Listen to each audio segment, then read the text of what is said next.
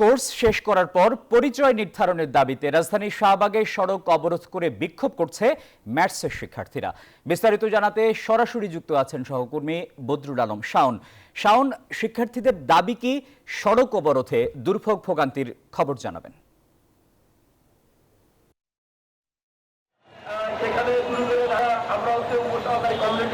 টিপু সকাল 11:30 থেকে শাহবাগ মোড়ে অবস্থান নিয়েছে সারা বাংলাদেশ থেকে আগত ম্যাথসের শিক্ষার্থীরা। তারা মূলত চাকরি নিশ্চিত এবং স্বীকৃতির দাবি নিয়ে সহ 4টি দাবি নিয়ে এই সড়ক অবরোধ করেছেন।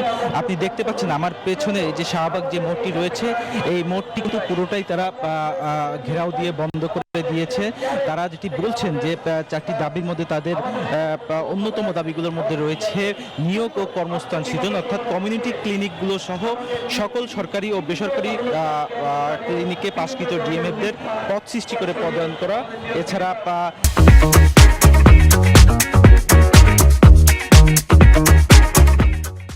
প্রস্তাবিত অ্যালাইড হেলথ প্রফেশনাল বোর্ড বাতিল করে medical education board of Bangladesh অথবা রাষ্ট্রীয় চিকিৎসা অনুষদ বোর্ড অব বাংলাদেশ নামে বোর্ড গঠন করে প্রয়োজনীয় বিষয়টি সংশোধন করা।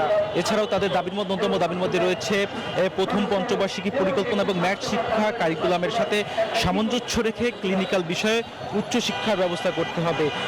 তাদের আরেকটি দাবি রয়েছে অসঙ্গতিপূর্ণ যে কোর্সগুলো রয়েছে সেই কোর্সগুলোর কারিকুলাম সংশোধন এবং প্রতিষ্ঠানের নাম পরিবর্তন করে।